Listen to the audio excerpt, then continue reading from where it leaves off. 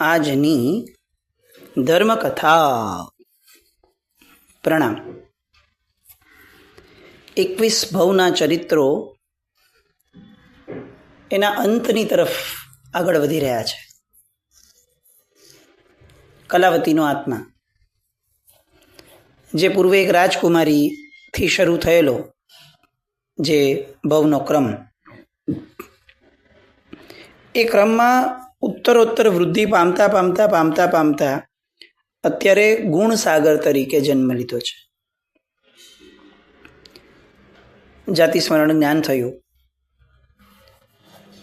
એનાથી પૂર્વનો ખબર પડી કે પૂર્વનો ભવોની પરંપરા આખી આ હતી. જેવા એ જ્ઞાનમાંથી બહાર આવ્યા અને ખ્યાલ આવ્યો વર્તમાનનું જ્ઞાન કે અચ્છા, આવું ઉત્તમ ચારિત્ર આટલા ભવમાં પાડ્યું અને આવું ઉત્તમ ફળ પામ્યા, પણ આ ભવની અંદરમાં તો લગ્ન નક્કી થઈ ગયા છે.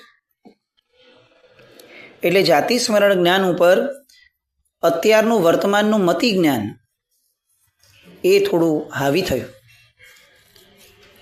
જાતિ સ્મરણ જ્ઞાન અને મતિ જ્ઞાન, વર્તમાનના મતિ જ્ઞાન બંને વચ્ચે કશમકશ ઊભી થઈ. પૂર્વનું જ્ઞાન એમ કહે છે કે આ એકે એક ભવ નજર સામે આવે છે અને ખ્યાલ આવે છે કે આ ચારિત્ર જીવન પાડ્યું અને એ ઉત્તમતાએ પુણ્ય વૃદ્ધિ કરીએ તો ઠીક છે, પાત્રતાની વૃદ્ધિ કરીએ. ઉત્તમ ભવો આપ્યા, એક પણ ભવ તિર્યંશનો ન આપ્યો, એક પણ ભવ નરકનો ન આપ્યો, બધું જ ઉત્તમ મળ્યું. કારણ કે પાછળ બેકિંગ કોનું હતું? તો કે ચારિત્ર જીવનનું. પછી એ કલાવતીનો ભવ હોય કે એની પછીનો કોઈ પણ ભવ હોય, મૃત્યુ સમયે ચારિત્રનું બળ ખૂબ પ્રબળ હતું. કેટલાક ભવની અંદરમાં એક્ઝિક્યુટેડ હતું અને કેટલાક ભવોની અંદરમાં એક્સપેક્ટેડ હતું, અપેક્ષિત હતું, અને કેટલાકમાં તો પામી લીધેલું હતું, પણ મૂળ બળ ચારિત્રનું. એટલે જાતિ સ્મરણ જ્ઞાન તો બહુ દ્રઢપણે કહે છે કે આના વિના ઉદ્ધાર નથી જ, અને આ જ પામવા જેવું છે, એના સિવાય કોઈ વિકલ્પ જ નથી. અને વર્તમાનનું મતિ જ્ઞાન એમ કહે છે કે 8 કન્યાઓ કોડ ભરેલી પોતાનું માગું લઈને આવી, સામે ચડીને એના પિતાઓ આવ્યા છે. મારા પિતાએ વચન આપી દીધું છે. મહત્વની વાત એ પણ છે કે હવે મારા પિતાને કેવી રીતે ખોટા સાબિત કરાવડાવવા. એટલે એ પણ હાવી થાય છે કે ભાઈ આપણે ઔચિત્ય પાડવું જોઈએ, લગ્ન તો કરવા જ પડશે. અને પછી આ મનની ગડમથલ, એનો નિર્ણય ઉચિત રીતે એ આવ્યો કે હું માતા પિતાને જ જઈને વાત કરું કે પરિસ્થિતિ આ થઈ છે અને હવે હું સંયમ જીવન વગર મારું જીવન જીવી શકું એવી શક્યતા મને નથી લાગતી. અને ગુણસાગર તરત પોતાના માતા પિતા પાસે આવે છે. મધુર સ્વરે પ્રણામ વગેરે કરી ઔચિત્ય સાચવી અને વાત શરૂ કરે છે. માંડીને વાત કરે છે કે મેં એક કૃશ દેહવાળા મહાત્માને ગોચરી માટે જતા જોયા અને એ પછીથી આખી શૃંખલા આ રીતે મારી નજર સામે આવી. એ જાતિ સ્મરણ જ્ઞાનના આધારે જેટલા જેટલા ભવોનું જ્ઞાન થયું છે, જેટલા જેટલા ભવો નજર સમક્ષ લાઈવ જોયા છે, એ બધા જ ભવોનું વર્ણન વિસ્તારથી પોતાના માતા પિતાને કરે છે. માતા પિતાના આશ્ચર્યનો પાર નથી. પોતાના દીકરાની આ ઉત્તમતા, પોતાના દીકરાની પૂર્વ ભવની આ સાધના, આ બધાનો હરખ એમને પણ એટલો જ થાય છે. અને આખી વાતોના અંતે માતા પિતા ખૂબ ઓવારણા લે છે કે વાહ દીકરા, ઉત્તમ તારું જ્ઞાન કે તને તારા પૂર્વ ભવો યાદ આવ્યા અને તું આવા ઉત્તમ ભવો સેવી અને આ ભવમાં આવ્યો છે, એનો અમને ખૂબ આનંદ છે, ખૂબ આનંદ છે, ખૂબ સરસ થયું. અનુમોદન કર્યું. કારણ કે એમની એ સમયની વિચારધારાનો અંત અહીંયા આવેલો કે આ બસ આવું કરવાનું હોય. ભલે આ ઔપચારિક હતું એવું નહીં, સાહજિક હતું, પણ તોય આનાથી બિયોન્ડ એમણે કંઈ વિચાર્યું ન હતું. અને એ ગુણસાગર હવે આ આખી ઘટના રજૂ કરીને એને જે બિયોન્ડ વિચાર્યું છે એ વિચારણાનો ભાવ રજૂ કરે છે કે પિતાજી, હું સંસારનો ત્યાગ કરીને સંયમનો માર્ગ લેવા ઈચ્છું છું. આ બધા જ ભવો મેં જોયા મારા, અને આ બધામાંથી મેં એ સાર કાઢ્યો છે કે આ સંસાર ખૂબ કારમો છે. આ સુખો પણ જે છે સંસારના એ ભ્રમણાની જેવા છે. પરભવની અંદરમાં મેં કયું સુખ નહોતું ભોગવ્યો, રાજા તરીકે, દેવ તરીકે, શ્રેષ્ઠીપુત્ર તરીકે, કયું સુખ એવું છે જે મેં નહોતું ભોગવ્યું? આ ભોગો, આ વૃદ્ધિ, આ બધું ભોગવ્યા છતાં અંતે શું કરવું પડ્યું? મારે નીકળી જવું પડ્યું, બીજો ભવ કરવાનો, ફરી પાછું એકડે એક ઘૂંટવાનો, એમાંથી મરી જવું, પાછો ત્રીજો ભવ કરવો, ફરી એકડે એકથી બધું ઘૂંટવાનું. આ બધું ભ્રમ નથી તો શું છે? આ રાજપાટ, આ સુખો એ બધાએ મને આપ્યું શું? ફરી ફરીને હું તો શૂન્યથી જ શરૂ કરું છું.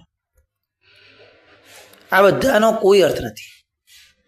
આ અંતહીન પ્રક્રિયા માટે હું મારો આ ભાવ વેડફવા નથી માંગતો. જેની કોઈ સાર્થકતા હોય મારે એવા કાર્યો તરફ જવું છે. આ તો ફક્ત અને ફક્ત અનર્થનું જ કાર્ય છે, સંસાર વૃદ્ધિનું જ કાર્ય છે. મારે એવા કાર્યને હવે વિરામ આપી અને મારે મારા ભવના અંત તરફ આગળ વધવું છે. અને પોતાના એક એક ભવની વાત આ રીતે મૂકે છે કે આ ભવનો અંત આવ્યો, પિતાજી મેં શું મેળવ્યો? કંઈ જ નહીં. એ નાનું મોટું જે પુણ્ય હતું એ પુણ્ય લઈ અને દેવલોકમાં ગયો, દેવલોકના ભવનો પણ અંત આવ્યો. શું મેળવ્યું? કંઈ નહીં. નાનું મોટું પુણ્ય હતું અને હું મનુષ્યપણામાં સારી જગ્યાએ આવ્યો. પછી શું? ફરી પાછું મૃત્યુ તો મારા લમણે જીકાયું જ ને. મારે મૃત્યુને મારવું છે. મને આ ભવચક્રનો જે અનંતતા છે એની અનંતતાને તોડી અને મારે એનો અંત લાવવો છે. મારે ફક્ત પુણ્યના આધાર ઉપર મારા આત્માને સોંપી નથી દેવો. એ શું કામનું? એ પારકું તો છે જ. મારે મારા આત્મ સ્વરૂપને પ્રાપ્ત કરવું છે. હું જે છું મારે એને પ્રાપ્ત કરવું છે અને મારે એની સાથે રહેવું છે. એના સિવાયના પરતત્વોની સાથે મારે પ્રીતિ નથી કરવી. મારે એમનામાં પોતિકાપણું નથી દેખવું. અને એટલે જ મારે સંયમ લેવો છે.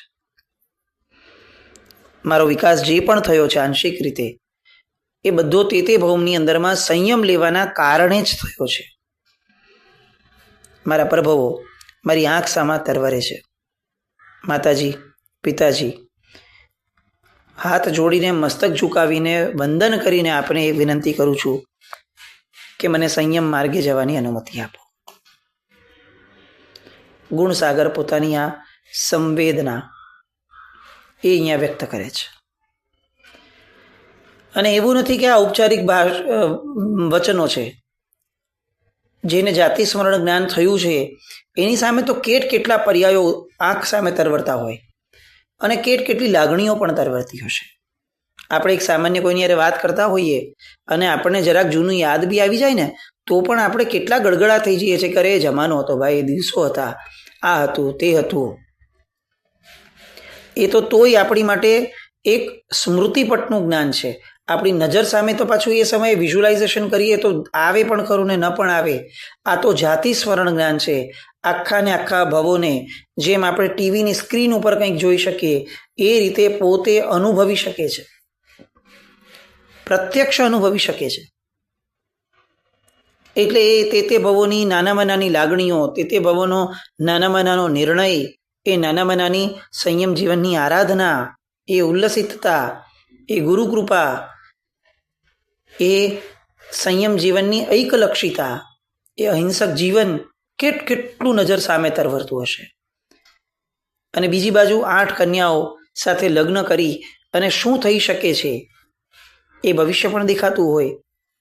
કેટલા વિચારો એક સાથે તરવરતા હશે અને એ બધા વિચારોમાંથી દ્રઢપણે બહાર આવવાનો અને આવો નિર્ણય લેવાનો કે નહીં જ, મને અનુમતિ આપો, હવે એ દિશા તરફ ડગલું નથી જ ભરવું.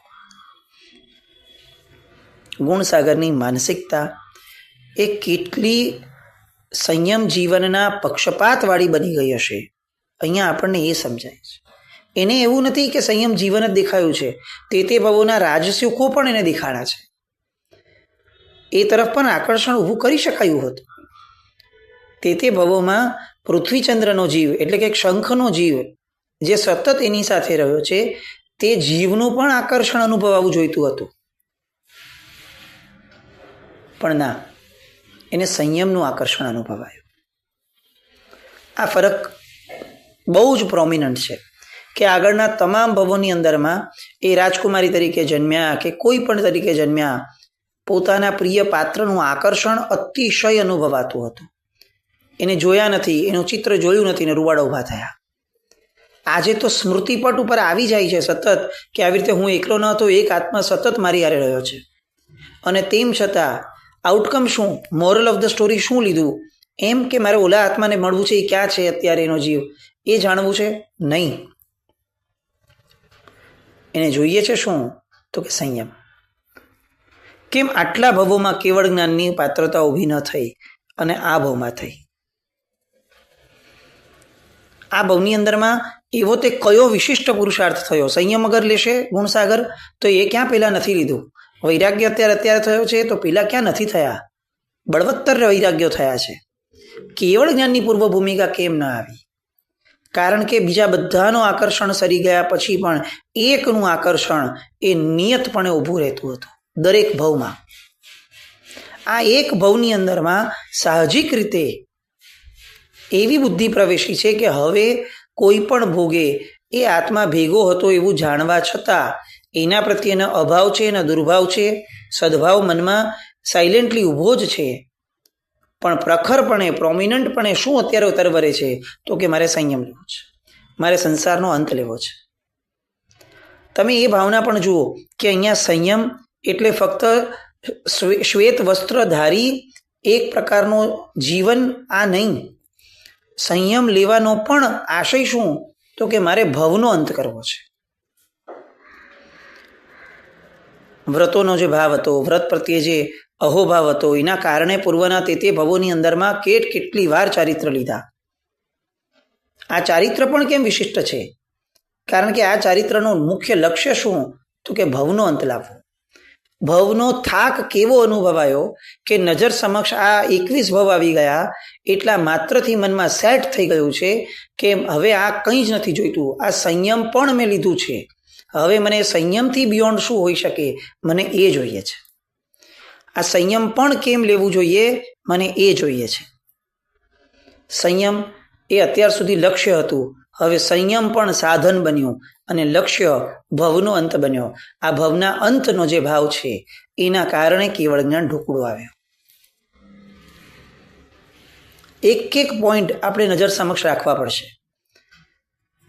સાધ્યને સાધન બનાવી દેવું, સાધનને સાધ્ય બનાવી દેવું, આ બધા બ્રહ્મથી આપણે પણ નીકળવું પડશે. મારા જીવનની કોઈ પણ શુભતા એ મારું સાધ્ય નથી, એ સાધન માત્ર છે. સાધ્ય એ તો ભવનો જ અંત છે. આ ભાવ જે અત્યાર સુધી પ્રબળપણે કદાચ નહોતો પ્રગટ્યો એ હવે પ્રગટે છે. અને આ ભાવ એટલી તીવ્રતાથી આવ્યો છે કે આ વાત માતા પિતાને પણ એ જ રીતે મુકાય છે અને એ જ રીતે એક દેખાડાયું છે કે હવે તો નહીં જ. માતા પિતાએ ઘણો સમજાવ્યો. અને એવું નથી કે આ માર્ગ પ્રત્યે જ અભાવ છે કે શું બોલે છે, આવું કંઈ થોડું હોતું હશે, આ બધું કંઈ વ્યર્થ છે, આમાં કંઈ અર્થ નથી. આવું નથી. કારણ કે મનથી તો માતા પિતાએ પણ આ માર્ગને ઉત્તમ જ સ્વીકાર્યો છે. પણ અત્યારે પુત્રની વય જે છે, ઉંમર જે છે, એ તકાજાને, એ લૌકિક ભાવોને એમણે થોડું પ્રાધાન્ય આપ્યું અને સમજાવે છે કે પુત્ર, તને આ બધા ભાવો નજર સમક્ષ આવ્યા, એની તને વેદના થાય એ સમજી શકાય છે, પણ સ્વસ્થ થઈ અને એવું વિચાર અને સમજ કે જન્મ અને મરણ એ તો સંસારની ઘટમાળ છે. આ તારી ભવોની પરંપરા એ પણ સંસારની એક ઘટમાળ છે, એ એક પ્રકારનો સંસારનો ક્રમ જ છે. એને આટલું બધું ગંભીરતાથી ન લેવાય, એને ભૂલી જા. અત્યારે તારું કર્તવ્ય શું છે એનું આચરણ કર. અત્યારે તું યુવા અવસ્થામાં છે અને યુવા અવસ્થાનું કર્તવ્ય શું? તો યુવા અવસ્થાનું કર્તવ્ય ભોગ સુખ છે. તું તારા વર્તમાનના કર્તવ્ય તરફ નજર રાખ અને ભોગ સુખ તરફ આગળ વધ.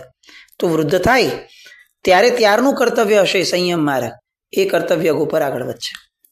કર્તવ્યના પાલન કર દીકરા. આ બધો ભ્રમ, આ બધી ભ્રમણાઓ આ તો જીવનભર રહેવાની, કાયમ માટે રહેવાની. એના પ્રત્યે વિશેષ ભાવ ઊભો કરીને તારા કર્તવ્યને નહીં ભૂલ. આ આખી વાત પિતા એમના બાળકને સદભાવ સાથે સંભળાવે છે. તમે જુઓ, ઝઘડાનો ભાવ નથી, ઉગ્રતાનો ભાવ નથી, ન આના ગુણસેનના જીવને ન એના પિતાના જીવને ક્યાંય વ્યગ્રતા નથી. કેમ? કારણ કે બંનેઓમાંથી એક પણ જગ્યાએ આગ્રહ નથી. આને દીક્ષા લેવી છે એમાં કોઈ જ બેમત નથી, પણ એટલો બધો દુરાગ્રહ પણ નથી કે કોઈ પણ ભોગે લઈશ ને લઈ જાઓ, જાય તે થાય તે કરી લેજો. આવો દુરાગ્રહ નથી. ઝૂકવાનો ભાવ પણ નથી, એ પણ નક્કી છે, પણ એટ ધ સેમ ટાઈમ ઝુકાવવાનો ભાવ પણ નથી. આગ્રહ હોય ત્યાં સમ્યક દર્શન કેવી રીતે રહેશે? સમજણ હોય, દ્રઢતા હોય, જડતા ન હોય. અને એટલે પિતાને મન પણ આ દ્રઢતા એ સ્પર્શી પણ સામે જડતા ન આવી, એટલે હવે પિતા પણ જડ નથી થતા. પિતા પણ બહુ સારી રીતે પોતાની સમજણ જે રીતે કેળવાય છે એ કેળવાયેલી સમજણને અભિવ્યક્ત કરે છે. અને ગુણસાગર જેવું આ સાંભળે છે, પોતાના પિતાએ એમ કીધું કે તારું કર્તવ્ય પૂરું કર, એટલે તરત કહે છે કે પિતાજી, મને આપનું આ કથન સમજાતું નથી. એવો કયો નિયમ છે કે યુવાને વૃદ્ધ થવું જ જોઈએ? આના સિવાયના પણ નિયમો તમે અને મેં જગતમાં જોયા જ છે. એવા કેટલા બધા યુવાનો છે કે જે વૃદ્ધ થતા પહેલા જ કાળના ખપ્પરમાં હોમાઈ જાય છે. તો એનું યુવાનીનું કર્તવ્ય શું અને વૃદ્ધત્વનું કર્તવ્ય શું, એની કોઈ કિંમત રહી? કર્તવ્યો એ તો જો પર્યાયના આધારે ઊભા કરતા જશું તો કર્તવ્યોની માટેનું જે પુણ્યબળ છે એ તો ક્યાં નિશ્ચિત છે? એ તો અનિયત છે. પછીના પર્યાય આવશે કે નહીં એ જ ખબર નથી, તો એના કર્તવ્ય ક્યારે પૂરા કરવાના? એટલે કર્તવ્યો એ ક્યારે પણ પર્યાય કે જે હંમેશા બદલાતું રહે છે એના આધાર ઉપર ન હોય. કર્તવ્ય એ તો જે નિયત છે, જે સ્થિર છે, જે દ્રઢ છે, એના પ્રત્યે હોવું જોઈએ. અને આ મારા દેહની અંદરમાં જો કોઈ પણ વસ્તુ સ્થિર છે તો એ છે મારો આત્મા. તો મારું પરમ કર્તવ્ય એ મારા આત્મા માટે હોય, મારા બહારના પર્યાય માટે ન હોય. પર્યાય તો શું, આજે છે આવતીકાલે બદલાશે, અને કદાચ એવું પણ બને કે આવતીકાલે એ પર્યાય બીજો આવે જ નહીં, એની પહેલાં જ હું ઉપડી જાઉં. તો આવા ક્ષણિક પર્યાયો માટે કોણ પોતાના મુખ્ય કર્તવ્યને ગૌણ કરે? માતાજી, મને સંસારમાં પડ્યા રહેવાનો આગ્રહ ન કરો. આ સંસારમાં એક ક્ષણ પણ રહેવું મારા માટે ખરેખર દુષ્કર બન્યું છે. કાળનું નિયંત્રણ કોણે કર્યું છે અને કોણ કરી શકવાનું છે? અને મારે પણ કાળનું નિયંત્રણ નથી કરવું, મારે મારા નિયંત્રણમાં રહેવું છે. મારે જગતને નથી બદલાવવું, મારે આ કાળ ભવિતવ્યતા આ બધા કાંઈને નથી બદલાવવા, મારે ફક્ત મારામાં સમાઈ જવું છે. અને એટલે જ સંયમ લેવો છે. સંયમનો ભાવ જ એ છે કે હું મારામાં સમાઈ જાઉં. હું જગતની બધી જ પારકી ચિંતા, પર દ્રવ્યની કોઈ પણ પ્રકારની ચિંતાને મારામાં પ્રવેશવા જ ન દઉં. આ જ ખરો સંયમ છે. અને મારે એ સંયમ માર્ગ તરફ જવું છે. હવે માતા પિતા પાસે કોઈ આર્ગ્યુમેન્ટ નથી, કારણ કે દીકરો જે બોલ્યો છે એનો શું જવાબ હોય? કેમ એને પણ એવા દ્રશ્યો નથી જોયા કે યુવા અવસ્થામાંથી વૃદ્ધાવસ્થામાં જાય એ પહેલાં તો ઉપડી જાય છે? હવે આ વાતનો જવાબ શું આપવો? ભાવ ખોટો તો છે નહીં, અને ભાવ જે માર્ગનો છે એ માર્ગ પણ ખોટો નથી, એ તો મનમાં બેઠું જ છે. એટલે સમજાવવા પૂરતું, ઔપચારિકતા પૂરતું સમજાવી લીધું. હવે સમજણનું સ્તર નહીં. હવે માતા પિતા બહુ સ્પષ્ટપણે, પિતા એ સ્પષ્ટપણે પોતાની વાત ઉપર આવે છે કે બેટા જો, તું જાણે છે કે તારા વિવાહ આ નગરીના 8 ધનાઢ્યમાં ધનાઢ્ય કહી શકાય એવા શ્રેષ્ઠીઓની પુત્રીઓ સાથે નક્કી થયા છે. 15 દિવસ પછી તારા વિવાહ લેવાના છે. મનમાં તો અમે પણ કેટલી આશાઓ સેવી હતી કે 8 કન્યાઓનો સ્વામી તું બનીશ, તને પુત્ર થશે, પુત્રીઓ થશે, આ ભવન તારા બાળકોના કિલ્લોલથી હર્યોભર્યું બનશે. આવું તો અમે પણ સેવ્યું હતું ભાવનાઓ. એ ભાવનાઓનું શું કરવું? માતા પણ આ જ વસ્તુને એક સંવેદનશીલતા અને લાગણી સભરતાની અંદરમાં લઈ જાય છે કે બેટા, મારી આશાઓના મિનારા તારી આ ભાવનાથી કડડભૂસ થતા મારી નજર સામે તૂટતા દેખાય છે. તને તારા પૂર્વ ભવો દેખાયા છે, મને તો મારા વર્તમાન ભવની ઇમારત તૂટતી દેખાય છે. બેટા, જે ભવ વીતી ગયા છે એની માટે જે ભવ તારી નજર સામે છે એને કેમ ગુમાવે છે? વીતેલું તો આમ પણ હાથમાં નથી આવવાનું. તો વર્તમાનમાં તું જેમની સાથે છે, વર્તમાનમાં જેમને તારા પ્રત્યે અપેક્ષા છે, એમની અપેક્ષાઓને તોડી અને જે વીતી જ ગયું છે એવા ભૂતકાળની માટે કેમ તારે આગળ વધવું છે? સુજ્ઞ વ્યક્તિ તો એ છે કે જે વર્તમાનને સારો કરે. અને માતાની આ વાત, એનો જવાબ આ ગુણસાગરનું હૈયું, ગુણસાગરનો વૈરાગ્ય કઈ રીતે આપે છે. આ ડિબેટ છે ને બેઝિકલી આપણા મનની ડિબેટ થવી જોઈએ. કે જ્યારે પણ આપણા મનની અંદરમાં ભોગ જાગે અને એમ લાગે કે ભાઈ ભોગ તો થવા જ જોઈએ, ઉંમરનું કર્તવ્ય છે, આ ઉંમરમાં નહીં કરું તો ક્યારે કરીશ, ત્યારે આ ગુણસાગરની વાતો એ આપણે આપણા મનને કહેવી પડશે. ત્યારે ધર્મ પાંગરશે. ફક્ત કોઈના ને કોઈના પ્રવચન સાંભળતા રહેવું, ફક્ત કોઈ બોલે એ વિચારમાં 5-10 મિનિટ કાઢી અને એવું વિચારી રહેવું કે હવે હું સુધરી જઈશ, અશક્ય છે, અશક્ય છે. આ જગતનું એક પણ પરદ્રવ્ય ક્યારે પણ આપણા દ્રવ્યને અંદરથી હચમચાવી નથી શકતું. એ કામ તો આપણે જ કરવું પડશે. હા, એ શબ્દો છે જે આપણને નિમિત્ત આપે છે, પણ નિમિત્ત જ, કામ તો આપણે જ કરવું પડશે. તો આ ગુણસાગરના ભાવના માધ્યમે આપણે આ કામ આપણા માટે, કાર્યમ માટે કરતા રહીએ. એવી ભાવનાઓનો સ્ત્રોત વધુ ને વધુ પ્રાપ્ત કરવા. આવતીકાલે ફરીથી મળશું. ગુણસાગરના ઉત્તરો કરતાં પણ વધારે ગુણસાગરની ભાવનાઓને સ્પર્શવા જશું. જીનાજ્ઞા કંઈ પણ બોલાય તો મિચ્છામિ દુક્કડમ. જય નમ, જય અતિશાસન.